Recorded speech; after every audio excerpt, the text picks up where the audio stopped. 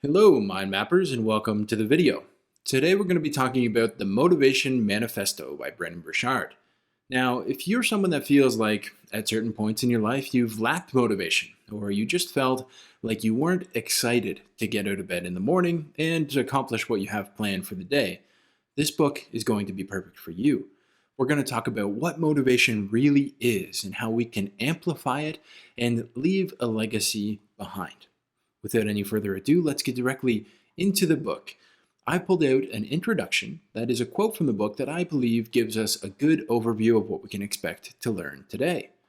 The first virtue of the great among us is a remarkable level of sustained motivation. So that's really what we're talking about through the whole entire book, is not how can I get motivated from watching a YouTube video with epic soundtrack and some video montage, but rather how can I stay sustainably motivated throughout my life to be able to accomplish the things with my life that I want to accomplish.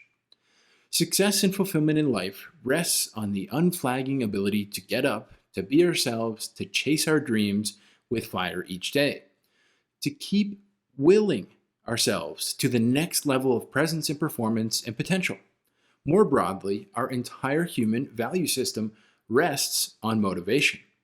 None of the great human values that keep us in society in check, like kindness, love, honesty, fairness, unity, tolerance, respect, and responsibility, would flourish if we were not motivated to bring them to life. And so, if we fail to master our motivation at just an individual level, we cannot be happy. And if we fail to maintain our motives for goodness at a societal level, all will end up being lost. How different our society could be if true motivation ran deep, if all that apathy and aimlessness drifted away and our people were fired by a conscious mind and consistently committed heart. Imagine how the world would prosper, and imagine the freedom. This is a reachable possibility because motivation is stunningly simple, and we'll talk about that all the way through the book. It's simple to figure out and act upon. And so let us begin that path by demystifying why we do what we do. So a great life and a great society really relies and rests on motivation. But again, it's not the kind of motivation that we often see, especially here on YouTube. This type of motivation doesn't come from a video montage with epic background music. It's not the type of motivation a bad personal trainer or a boot camp instructor will yell at you while you're doing burpees. No, sustained motivation comes from within. That's how real change happens, and it often can take quite a long time. What's the good news here? Why did Brendon write this book, and why are we talking about it today?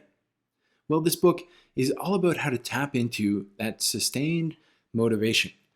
Learn how to direct our motivation and make it last. Make that motivation last. Don't feel a burst of energy when you're starting a new project or a new job or a new fitness goal and burn out within the first couple of months, but rather sustain your motivation for a lifetime, make it last to accomplish what we want. Let's think about our motivation levels right now before we even get into the principles of the book, of which I've kind of outlined many of them. Think about this. How motivated do you feel to get up in the morning right now? You may be first thing in the morning, it might be before you go to bed at night, but how motivated did you feel this morning to get up and get out of bed? Does your motivation seem to come and go, like it's here one day and gone the next? Can you never figure out how to make it last for longer than a few days at a time? Do you know what motivates you and what you can do to light the fire if it ends up going out? So if your motivation goes down and one day you just don't feel like getting up out of bed, do you know how to get yourself motivated? Do you know how to give yourself that energy that we all need to play at our best? Well, that's everything that we're going to be talking about today. We're going to be talking about the things that really motivate us, the things that we can do to keep the fire lit as long as possible, and the way that we can light the fire in others as well. Before we get into that, let's talk a little bit about mind mapping. You can get the most out of these mind maps by following along. Find the process of how I mind map plus 50 plus mind map templates, including this one, at the link down below. Following along with the mind maps helps you learn more, remember better, and apply these books to your life, which of course is the goal of any reading. Now, if you want to get a little bit deeper into some of the topics that we talk about on this channel, topics like habit building, like learning, like goal setting, like purpose, you can get my masterclasses, which is a synthesis of all the books that I've read on a particular topic, boiled down into a 2-hour-long course with actionable items that you can take away. You can get that at themindmapguy.com. And with that, let's dive directly into the book summary. First, let's talk about the 9 declarations of personal power. These are 9 declarations that are essentially the framework for the book. Now, I've broken down some of my favorites in the subsequent points here, but I wanted to give you an overview of all 9 declarations to get started. Declaration number 1 is that we will meet life with full presence and power. Declaration number 2 is that we will reclaim our agenda. Number 3 is that we will defeat our demons. Number 4 is that we will advance with abandon. Number 5 is that we will practice joy and gratitude. And number 6 is that we will not break our integrity. A very important one. Number 7 is that we will amplify love. We won't focus on the divisiveness that seems to be around so much today. Number 8 is that we will inspire greatness in others. And number 9, the final declaration, is that we will slow down time. We're going to talk about that in Joyus Masters. Now let's talk a little bit about motivation. This is the first point that I highlighted here in gold that I think is probably one of the most important points of the entire book. Just the idea of what motivation really is, I think, is so different than what some of us believe nowadays. Especially, like I said, there's a lot of boot camp motivation out there, which is not really the way that sustained motivation works. Our first step here is to understand motivation's root, motive, which means a reason for acting, and it's the why that we do something. To develop a motive for action, our mind, with or without our conscious guidance, filters through various thoughts, feelings, and experiences, and it chooses from them a set of reasons to do or to not do something. Our mind's clarity on and commitment to that choice dictates our level of motivation. So, for example, if you're really clear on what you want to accomplish with your goal and you're really committed to actually making that outcome the outcome, you're much more likely to feel motivated. But if you're kind of not clear about what goal you actually want to accomplish and you're not really committed, you don't really care if you accomplish it or not, it's very unlikely that you're going to be motivated to do whatever it takes to actually accomplish that goal. But if we are clear and committed, we will feel high levels of motivation, and if we are unclear or uncommitted, motivation will be low. From this process comes a simple axiom. The mother of motivation is choice. Remember that, the mother of motivation is choice. Our mind chose a reason for action, and it either committed to that choice or it did not. And this is all happening at the subconscious level quicker than we can even understand. And thus we experience a high level of motivation or a low one. In this truth, we find our greatest personal power, which is the ability to take over our impulses, which is that subconscious mind, quicker than we even understand or quicker than we can even rationalize. We can take over those impulses and direct our minds to the choices and commitments that will serve us, that will help us accomplish our aims. Simply, we can choose our aim and our reason for that aim, and continue to focus on the aim will arouse a desire for action. So it's kind of a two-step process. We choose our aim, we understand the why for our aim, and then it's our entire motivational kind of modus operandi, or our kind of aim would be to just kind of continue to focus on that aim, continue to focus on what we are going for. And if we continue to focus on what we're going for, we really kind of get this sense of energy and motivation, and it motivates us from within rather than from without. So again, this is all about learning to be in control of our motivation. Often it's the other way around, right? We often think of motivation as, ooh, I'm not motivated, so I, of course, am not going to do the thing. Often we don't do things that we don't feel like doing, and that's as if we're not in control of our actual motivation. It's as if we're not in control of our own actions. A life of not doing the things that you don't feel like is going to lead to a long life filled with regrets, especially if you don't understand how motivation works and you can't switch it around to understand and actually propel yourself to feel like doing the things that are going to serve you. So, how would we control our motivation? What might that look like?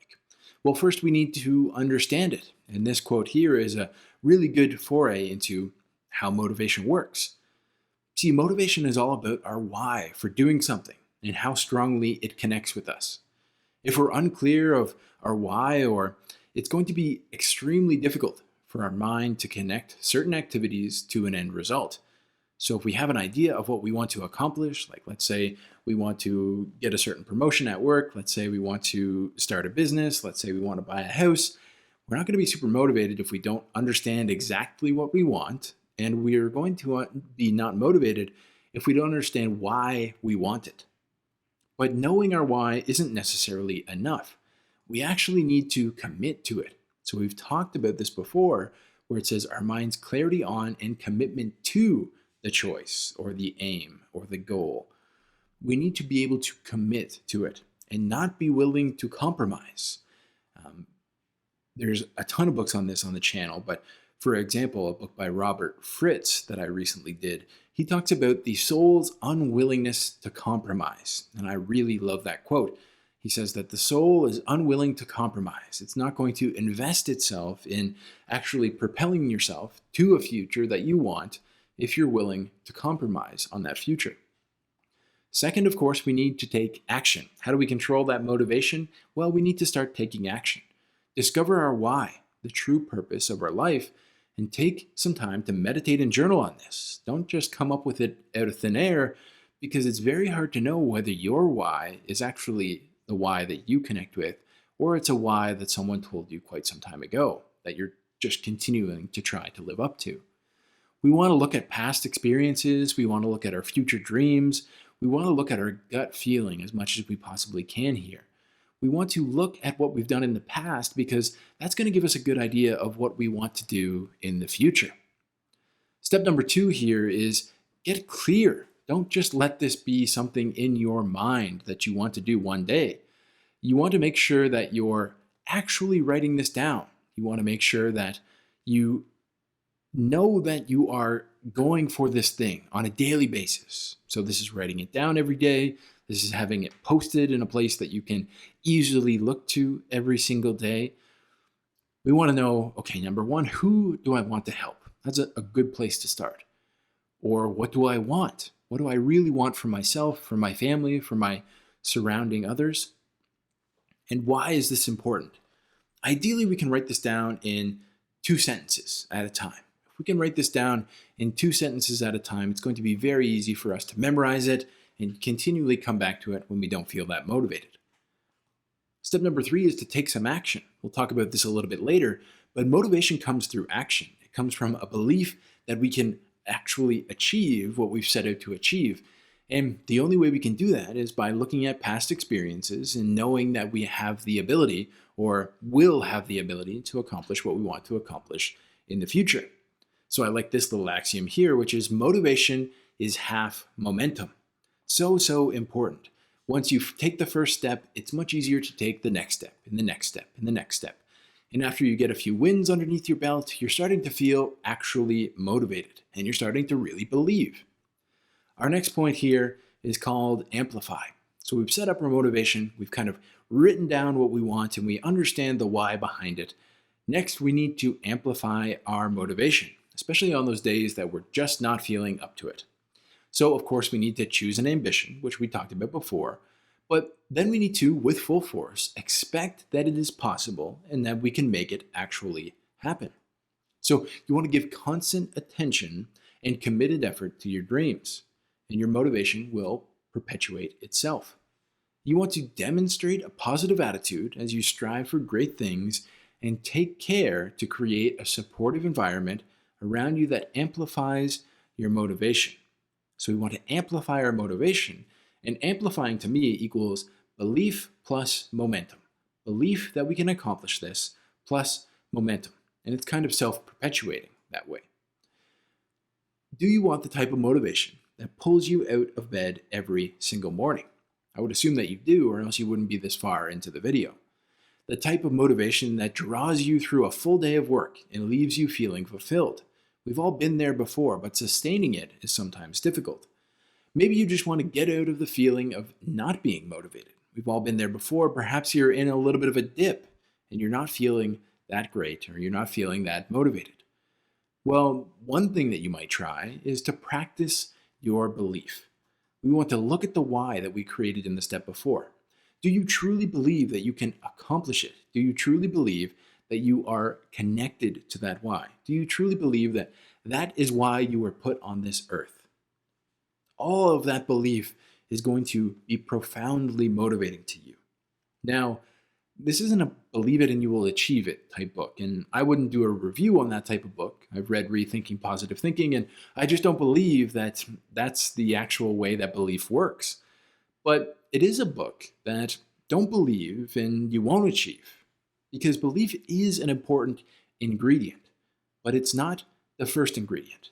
Now, what does that mean? That can be a little confusing. It means that belief doesn't come before action, and action doesn't come before belief. They work in unison, and they are self-perpetuating when done right. When you're first starting, if you set your why big enough, it's unlikely that you'll have 100% belief that you can achieve it. If you want to start a big business, if you want to really get out there and get a big promotion, if you want to have a house or something that feels unattainable to you at this moment in time, it's unlikely that you're going to have 100% belief that you can achieve it, unless you've done it in the past. But do you believe that you can take the first step? Do you believe that you can get out there and get your first customer? Do you believe that you can have a meeting with your boss that talks about what a promotion might look like? Do you believe that you can put $1,000 in your savings account? Do you believe that you can start and make progress? Because that's really all we need. We need the belief that we can take the first step. It's all it really takes.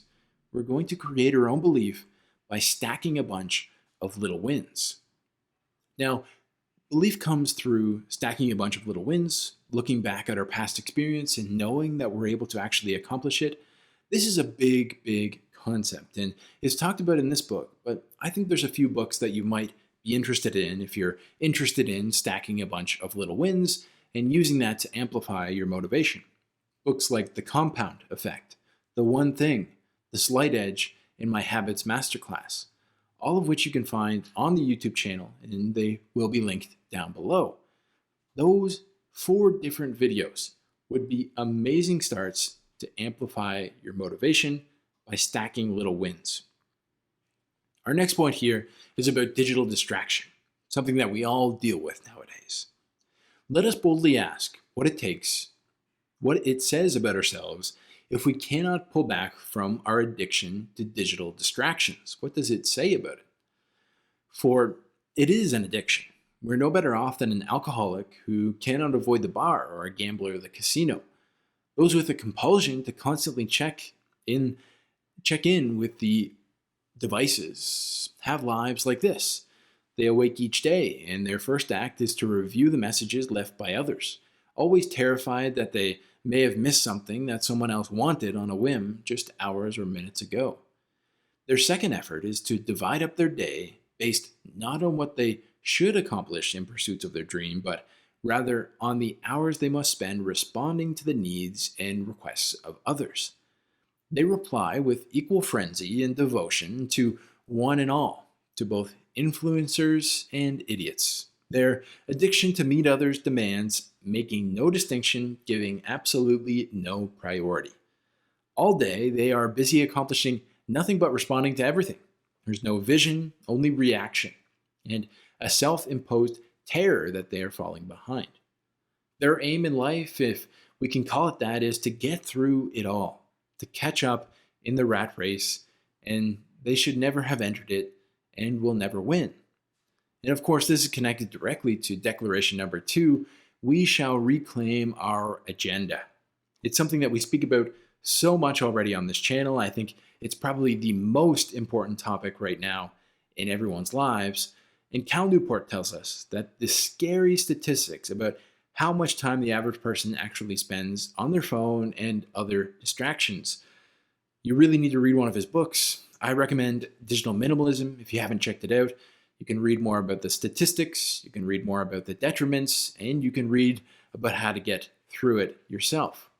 Let's just say that if you truly want to live a life that you can be proud of, it's unlikely that you'll find it on social media or Candy Crush on your phone.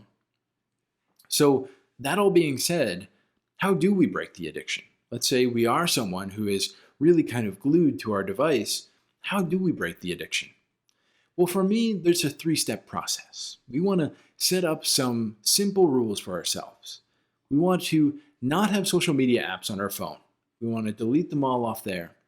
We want to turn off our notifications, other than for text messages and phone calls, potentially. Don't let your apps dictate what you're doing. Make sure you're shutting them off as quick as you possibly can. Number 3 is to set up site blockers on your work computer. I have a few specific apps that I like to use. It blocks the social media apps. It blocks all the other apps that I would tend towards when I'm looking for a distraction. Really, really powerful. Number 2 is to find other things to do. So if one of your hobbies is just surfing social media, it's not really serving you in any way, shape, or form. It would be much better if you could actually find a hobby, or if you could connect more with your family, or find something that would be at least somewhat productive, even if it was passive to do.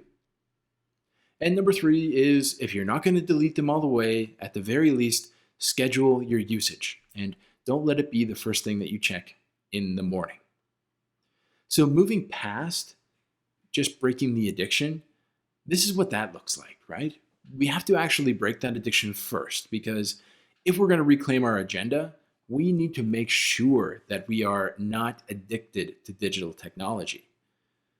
But here are some other points about taking back our agenda. Do you have scheduled time blocks for when you'll work on your goals? For me, it's first thing in the morning. I get a few of these videos done first thing in the morning before going on about the rest of my day. Do you have a scheduled check-in time for measurable indicators to keep you on track? This is coming from the 4 disciplines of execution. I have absolutely and will never turn back since I read that book. I have measurable indicators and check-in times for myself to keep me on track. Number 3 is, do you have someone who keeps you accountable and checks in with you? Make sure that you're working on the things that you should be working on, and helps you if you're finding yourself straying too far from the path. That's very important. That's something that I do with a lot of my coaching clients, is just checking in. A lot of them are already kind of hard chargers, business owners, people that are really achieving things in life already. But it's always very helpful to have someone keep you accountable. Our next big idea here highlighted in gold is manifesto. So motivation and manifesto are 2 highlighted points. We must go further, beyond evaluating our current life experience and becoming clear as to whether or not our days and efforts are meaningful to us. We must set a new and more productive course for our lives. What will our mission be from this moment forward? What will be our plan of action? What steps must be taken? These questions are not philosophical suggestion. We should sit down now with a pen in hand and write out the focus and direction of our lives from now forward. Lacking our own declarations and directives in life, written down, reviewed, updated, lived from, we can only fall into the herd. We end up where they take us, where they want us, wherever the wind blows, regardless of our hopes and intent. Such a life is not the one that we want. So, writing down your next actions, for me, that's the secret. Really, journaling has been a huge change in my life. And in fact, these mind maps have been a huge change in my life. I'm writing out a lot of my thoughts here underneath the thoughts of these amazing authors. It's a very good activity to help me really cauterize my beliefs in the world. So thank you for watching that. We've spoken a lot about motivation. We know it's important to have a why. That's important to us. We know that we need to believe that we can accomplish that why, and that belief ends up coming from momentum. And we know that There's some things that might get in the way, such as digital distraction. We need to be able to reclaim our own agenda. We need to ensure that digital distraction and other types of distractions doesn't derail us from what we truly want. But now we need a plan. Now we need a manifesto. What will your mission be from this point forward? What will our plan of action be? And what steps must be taken? These are all really great places to start. And I personally, like I said, I'm really in love with the 4 disciplines of execution lately. It breaks it down. Here are the 4 disciplines of execution. That's what this is all about. Discipline number 1 is to focus on the wildly important. Well, hey, that lines up pretty well with what we've been talking about today. Discipline number 2 is to act on lead measures. So lead measures are essentially the type of measure that you're going to be able to see change before the lag measure of your outcome-based goal is actually going to be accomplished. Discipline number 3 is to keep a compelling scorecard. I talked about myself doing that right now as well. People play differently when we're keeping score, when we're watching exactly how many videos we're doing, when we're watching how much work we're doing, when we're watching how we're comparing against other people, all that sort of thing. A compelling scorecard is very, very important. And then discipline number 4 is to create a cadence of accountability, something that I already talked about, that I do with my coaching clients. I have someone in my life that keeps me accountable as well. Very, very important. So if we're looking to actually get something done, the why is important. We understand how important the why is. We understand that we can't get distracted. We understand that we need to be able to amplify our motivation by taking a bunch of small steps and creating a bunch of tiny little wins stacked on top of each other. But none of that really does anything if we don't have a plan. If we don't have a direction to point in, we'll end up just swimming in circles. Our next idea here is Joyus Masters. Those who perfect bringing joy to every day of their lives are not unlike any other masters. They work so hard at something that it soon becomes play. The greatest artists and athletes, the highest achieving executives and entrepreneurs, the happiest laborers, and the most respected leaders all lose themselves in their work with great zeal and enthusiasm. Their efforts are like a game. They immerse themselves carefully as if playing to their strengths in a great sandlot. They do not look angry, bewildered, frustrated, or restless, but rather relaxed and effortless. Even in chaos, turmoil, they meet struggle with intense and spirited joy. They engage in the challenge and honor it as if they expected it and accept it. Even amid the discomfort of growing complexity of building their lives and their careers, they often appear unfazed and nearly serene. They often sing while they toil and smile while perplexed and working. They spend and stretch themselves with devotion, willing themselves to remain positive and cheerful, knowing that one day their diligence will make them masters, and knowing that one day they will have their victory and transcendence. These are the Joyus Masters.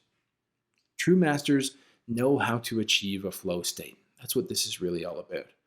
Flow is a mental state in which a person performing some activity is fully immersed in feeling of energized focus, full involvement and enjoyment of the process and of the activity. It's best known as being in the zone. If you're an athlete or you're, for example, a basketball player, people will know of basketball players being in the zone and playing really well. But it's actually a lot more than that. We did a whole book review on this, Flow by Mihai Csikszentmihalyi. I recommend you check it out. It's on the channel. It's a state where time melts away, and inside that state, we're up to 10 times more productive. That's right, 1 hour of flow-based work translates to 10 hours of non-flow-based work. This is especially important for those of you that I know are out there building a side hustle. If you can spend 1 hour a day in flow on your side hustle, it ends up translating into 10 hours of non-flow-based work. So flow is important. We know that. We know that the true masters of the world, the high-achieving executives and entrepreneurs, the athletes and the happiest laborers, those are the ones that achieve flow more often. They are constantly in a flow state. So we know flow is important. But how? How do we get into a flow state? Well, Brendon says here, treat it like a game. And that's really true. Games are a very easy way to create a flow state.